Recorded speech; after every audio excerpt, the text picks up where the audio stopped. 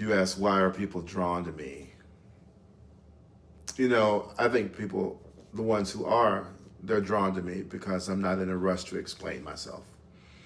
I'm not selling certainty. I'm not performing answers, but I am living the question and I'm doing it out loud.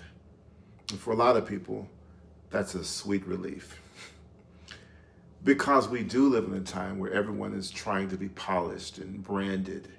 That perfect self, that perfect smile, they want to be bullet pointed. But the people, the ones who hear me, I don't think they're looking for polish. I think they're listening for permission.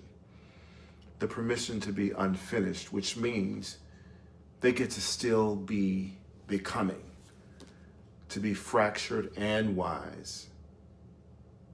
They get to own the fact that they've erred, and they get to own the fact that they have clarity. And what they hear when they listen to me is that their ache has language too, that their paradox doesn't make them broken. It's like being at odds with yourself and still being able to find center. It makes them honest, and they hear God. Maybe not the one they grew up with or the one they think they grew up with, but the one that still lingers in their heart, in their chest, when they're alone and hurting and full of pain or harm or suffering or violation or sometimes joy and ecstasy, and still that grief. And they know that their grief has weight, and they hear that. And they know they don't need to dress it up in productivity to be taken seriously. You know, package the grief the right way. They hear a pace that slows them down because I'm not sprinting to the point. I'm walking, and I will walk with them through it. And maybe what's really cool for them and liberating is that they hear someone who isn't pretending to have transcended pain or gotten beyond it or over it or above it.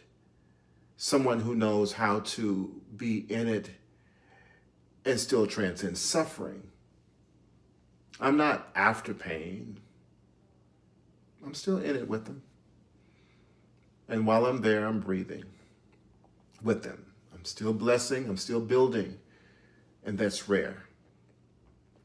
Because I'm not giving people permission to do harm because they're hurting. I'm not special though, not that kind of special. I like to consider myself a new human.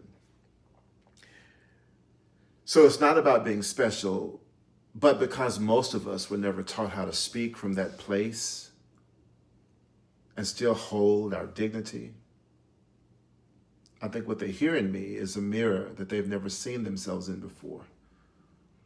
One that allows them to be broken and still beautiful. They can see their brokenness and still see their beauty. It doesn't flatter them. It helps them remember.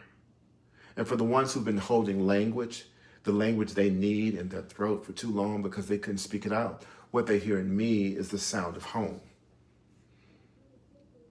I tell people often, the greatest gift I could give to anyone is to give them to themselves. They are a gift. And they may come to me full of depression and anxiety. And what I do is I give them a present.